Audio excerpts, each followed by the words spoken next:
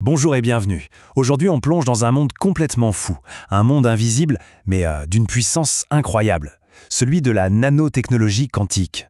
On va voir ensemble comment, à une échelle vraiment minuscule, les règles de la physique qu'on connaît tous elles sont complètement bouleversées. Allez, on commence direct avec une énigme. Imaginez un matériau, le sélénure de cadmium. On en fait des nanoparticules. Et là, c'est étrange. Certaines brillent en rouge, d'autres en bleu. Pourtant, c'est exactement la même substance chimique. Alors comment c'est possible? C'est le petit mystère qu'on va résoudre aujourd'hui. Pour comprendre ça, il faut d'abord qu'on se mette d'accord sur le terrain de jeu. La nanotechnologie, ça se passe à une échelle tellement petite. Un nanomètre, c'est un milliardième de mètre. C'est quasi impossible à visualiser. Et le truc, c'est qu'à ce niveau-là, les lois de la physique de notre monde, elles ne s'appliquent plus vraiment. Alors, c'est parti pour l'enquête. Maintenant qu'on a défini le terrain, il faut s'intéresser aux règles qui le gouvernent.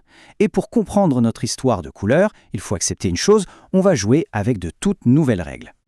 Et ce nouveau règlement, ce livre de règles, c'est la mécanique quantique. C'est la clé qui va nous permettre de tout déverrouiller. C'est un domaine où, je préviens, notre intuition va être mise à rude épreuve. On entre dans un univers qui est à la fois étrange et absolument fascinant.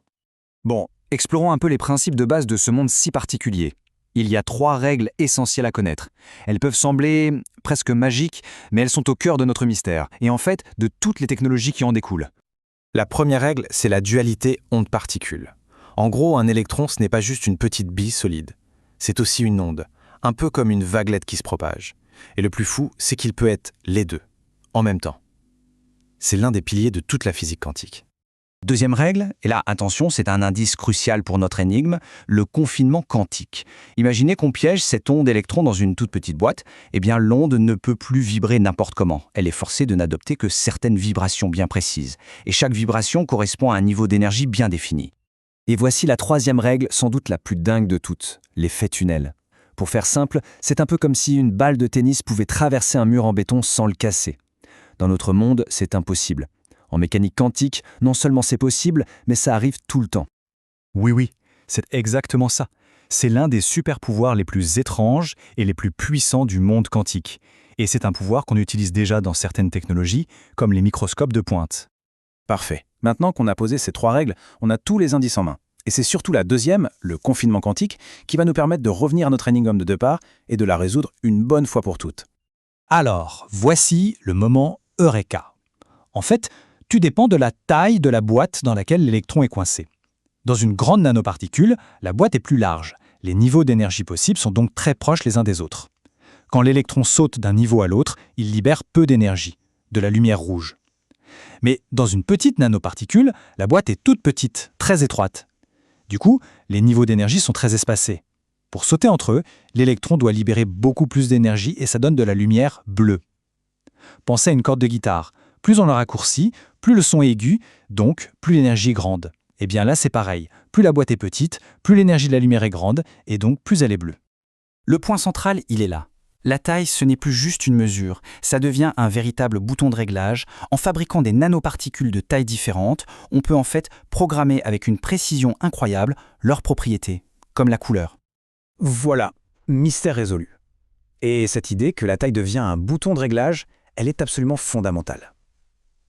Alors maintenant qu'on comprend ce super pouvoir, voyons un peu comment on l'utilise déjà pour construire des technologies qui relevaient de la science-fiction il n'y a pas si longtemps. En fait, les scientifiques ne se contentent pas de piéger les électrons, ils sont devenus de véritables sculpteurs de confinement. Quand ils les coincent dans une seule dimension, ça donne des puits quantiques super utiles pour les lasers. S'ils les confinent dans 2 dimensions, on a des fils quantiques, la base des transistors du futur. Et enfin, si on les piège dans les 3 dimensions, on obtient des boîtes quantiques. Et oui, ce sont précisément les nanoparticules de notre mystère, celles qu'on retrouve aujourd'hui dans les écrans QLED ou en imagerie médicale. Et l'impact de tout ça, on le voit déjà un peu partout. Bien sûr, il y a les couleurs magnifiques de nos télé QLED, mais on parle aussi de transistors ultra rapides pour des ordinateurs bien plus puissants.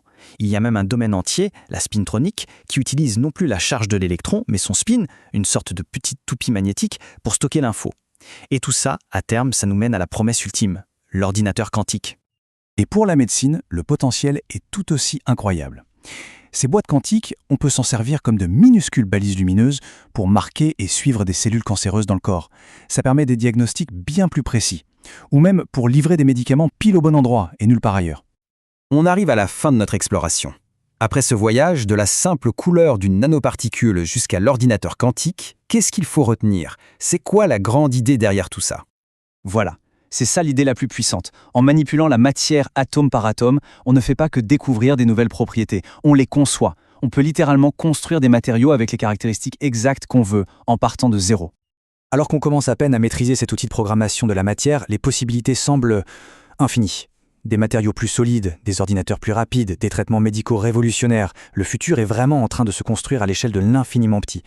Ce qui nous laisse avec une question assez vertigineuse. Voilà, merci d'avoir suivi cette exploration.